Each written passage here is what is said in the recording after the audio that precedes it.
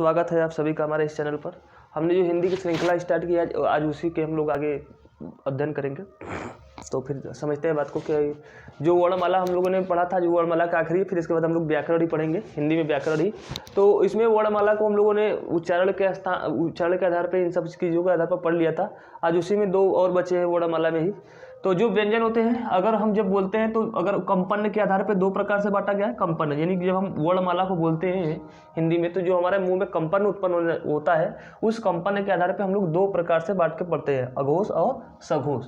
और बोलने में सांस जो कम या बेसी लगता है, उस आधार पर भी दो प्रकार के होते हैं। एक को बोलते हैं अल्प प्राण और एक को बोलते हैं महाप्राण। मतलब बोलने में अगर कम खर्च हुआ तो हम लोग कहेंगे कि अल्प। अल्प मतलब थोड़ा, प्राण मतलब क्या होता है, श्वास। तो अल्प प्राण मतलब कम श्वास वाले वर्ण और अधिक श्वास वाले वर्ण, जिसे कहते हैं महाप्राण। तो इधर हम लोग आते हैं। अघोष हमने कहा कि ऐसे व्यंजन जिनको बोलने में कम वाइब्रेशन होता है और जिनको बोलने में अधिक मुंह में कंपन होता है। वाइब्रेशन मतलब कंपन होता है, उसे कहते हैं सघोष। और एक चीज़ समझ लीजिएगा, जब हम लोग कभी अमेरिका की इंग्लिश और ब्रिटेन की इंग्लिश सुनते होंगे तो दोनों को अंग्रेजी ही बोलते हैं, लेकिन हम लोगों को सुनने में बहुत कठिनाई होती होगी, समझने में कठिनाई होती है। जैसे अगर मान लीजिए लिखा हो कि I am going to Varanasi, अगर मान लो ऐसे बोलना है तो आप ब्रिटेन में जाएंगे तो उसमें बोलेंगे कि I am going to Varanasi, ऐसे बोलेंगे कि I am going to Varanasi. लेकिन जब आप अमेरिका जाएंगे तो वहाँ पर अमेरिका में ऐसे नहीं बोलेंगे, वो लोग सघोष बोलते हैं, वो लोग सघोष बोलेंगे, क्योंकि वो लोग कंपन ज़्यादा कराते हैं। तो वो बोलेंगे I am going to Varanasi, इस तरीके से बोलेंगे।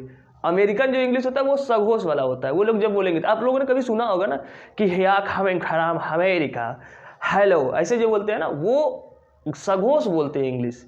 तो सघोष इंग्लिश जब भी होगी उसका थोड़ा सा प्रोनाउंसिएशन अलग होगा। और जैसे मान लीजिए कि मुझे आप पूछना हो कि व्हाट इज़ योर नेम, तो ब्रिटेन में वाले होंगे तो बोलेंगे व्हाट इज़ योर नेम, ऐसे बोलेंगे।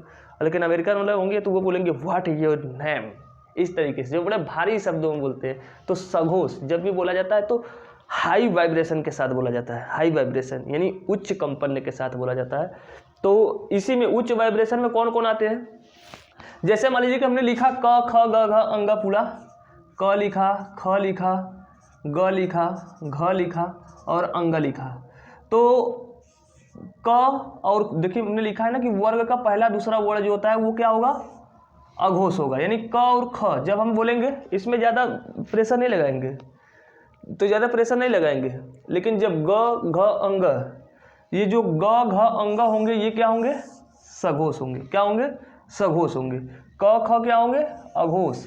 लेकिन ये जो ग घ अंग, इनको बोलने में अधिक मुंह में कंपन उत्पन्न होगा, इसे कहा जाएगा सघोष। क्या कहा जाएगा, सघोष। तो ये लिखा है कि वर्ग का पहला या दूसरा वर्ण जो होता है उसे क्या कहा जाता है, उसे कहा जाता है अघोष। लेकिन एक चीज याद रखना कि जो स लिखा है, तो देखिएगा आगे स ये जो होता है, इस स को स न पढ़ के इसको बोलते हैं श नहीं बोलते इसको श, और ये स, एकदम सिंपली स। ये सब जो होते हैं ये अघोष है। एग्जाम में आपसे दे देगा बड़ा सा लिख करके, बताइए ये अल्प प्राण है कि मतलब सघोष है कि अघोष है। तो ऐसे समय में आपको लगेगा स है तो मतलब सघोष ही होगा, तो नहीं। जो स है ये क्या है, ये अघोष है। जबकि य व र ल ह ये क्या है, ये सघोष है। ये क्या है, सघोष है। मैंने ऊपर लिखा है ना कि जो वर्ग होगा, जैसे क वर्ग का बाद के तीन, ये ग घ अंग, तो 3 4 5 वाला जो होगा ये क्या होगा, सघोष होगा। इसी प्रकार से च वर्ग का जो च छ तो हो जाएगा अघोष, ज झ इ क्या हो जाएगा, सघोष हो जाएगा। तो इसी प्रकार से। और इसमें एक इम्पॉर्टेंट और, जितने भी स्वर होते हैं, जो 11 स्वर है प्लस 2 जो अयोग हुआ है, वो 2 13 मिलाकर जो होते हैं वो भी क्या होते हैं, वो भी सघोष होते हैं। वो क्या होते हैं, सघोष। जब भी स्वर बोले तो थोड़ा अधिक कंपन के साथ बोले। फिर हम लोग आते हैं व्यंजन के ही आगे, उनके सांसों के आधार पर जब उनको बोलते हैं तो कैसे बोलते हैं उनके आधार पर, मतलब वायु हमारे मुख से कितना निकलना चाहिए, उस आधार पर हम लोग वर्ण को बांटेंगे। एक को बोलते हैं अल्प प्राण और दूसरे को क्या बोलते हैं, महाप्राण। अल्प प्राण मतलब, अल्प का मतलब होता है थोड़ा और प्राण मतलब वायु, महा मतलब अधिक। प्राण मतलब वायु। तो अल्प प्राण में कौन कौन आता है? किसी भी वर्ग का पहला, तीसरा, पांचवा।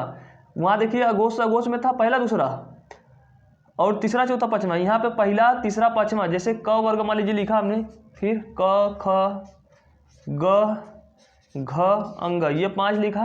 तो पहला, तीसरा, पांचवा, ये पहला हो जाएगा, तीसरा हो जाएगा, ये पांचवा।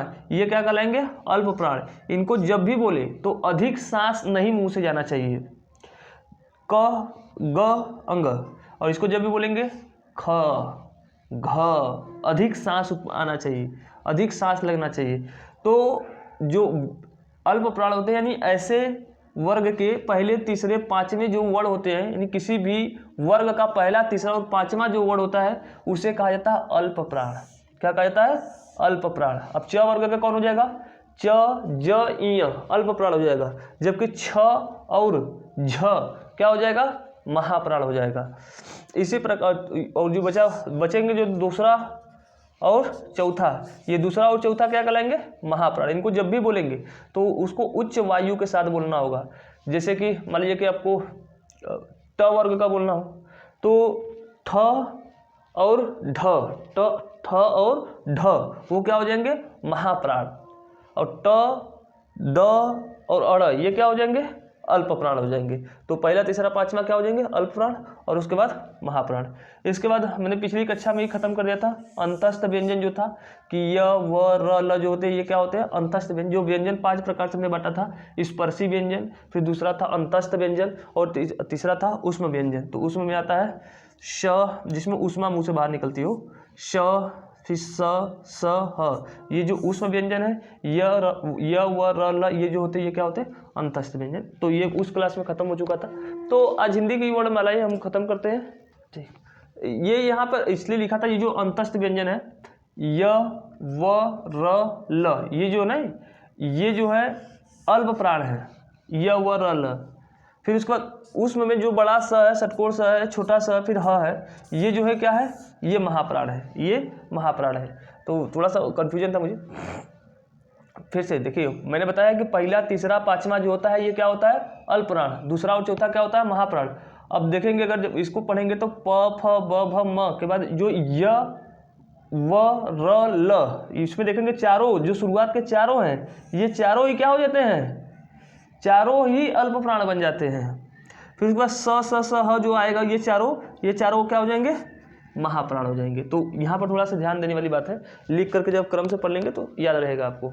तो इतनी बातें थी और अब इसके बाद हम लोग व्याकरण हिंदी का जो बचा है उसको नेक्स्ट क्लास में पढ़ेंगे। तो सभी को तब तक के लिए धन्यवाद। Good night, bye.